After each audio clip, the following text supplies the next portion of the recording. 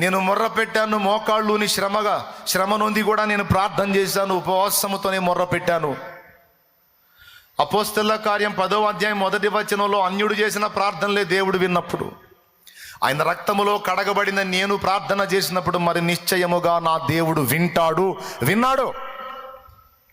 నాకు సందేహము లేదు, నేను విశ్వాసం ఉంచుతున్నాను, తప్పకుండా నా దేవుడు సమాధానం పంపాడు.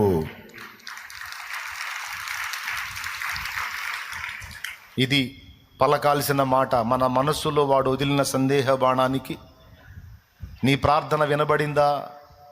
ఇలాంటి ప్రార్థనలు చాలా చేశావుగా, ఏమైంది, ఏం కాలేదుగా, ఇప్పుడు చేస్తే మాత్రం ఏమైంది అంటాడు.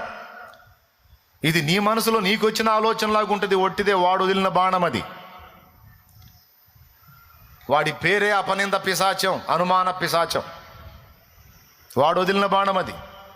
నువ్వు అనుకుంటావు ఇది నాకు వచ్చిన ఆలోచన అని. ఎక్కడి నుంచి వచ్చింది ఆలోచన? వాడు ప్రయోగించాడు ఆలోచనని, వాడు ప్రయోగించాడు అనుమానాన్ని, వాడు వదిలాడు అస్త్రాన్ని. నిద్రముఖమా నువ్వు గుర్తుపట్టలా?